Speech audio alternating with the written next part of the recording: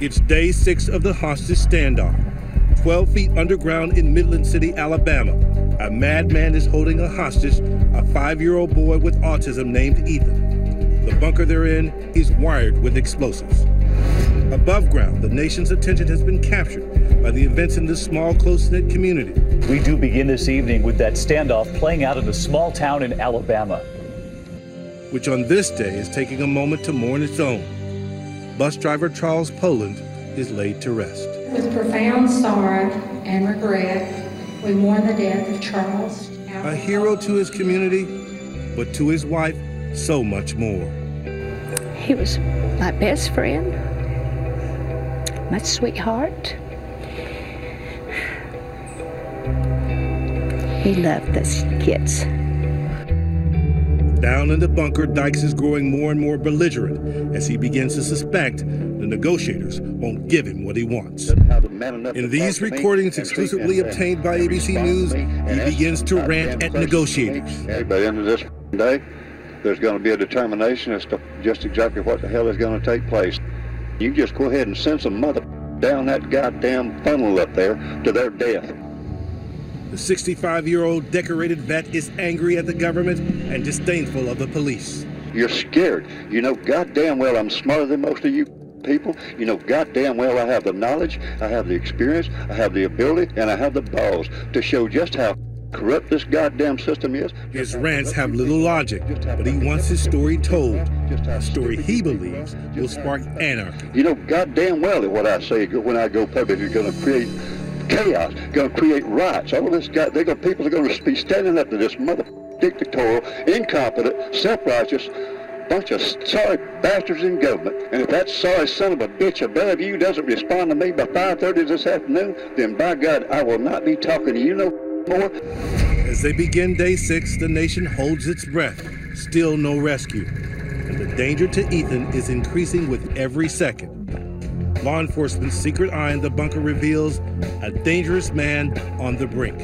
He was handling the weapons and the bomb inside the bunker on a more frequent basis. We knew that Jim Dykes had begun to rehearse. He had begun to prepare. And Dykes has a diabolical plan for Ethan. Jim Dykes relayed to the negotiators, if anything happens to me, I have told Ethan to pull the trigger. That meant he had told Ethan to detonate the IED, the second IED that was inside the bunker. I think anyone who was aware of that was wondering, is this it? Right now, this moment, is this it? But police have a plan of their own. They've been practicing a rescue in this mock bunker nearby, and they're preparing for the worst. Why? Ethan is becoming attached to Dykes. Ethan is perhaps attaching in a genuinely affectionate way to the offender, which is a problem, because we don't want him to run in the wrong direction if there's an assault. The final decision of what to do would involve a gut check moment with the FBI director. Ron Hoskell, who heads the FBI's criminal division back in Washington, has been consulting with officers on the scene and regularly briefing FBI Director Mueller and Attorney General Eric Holder.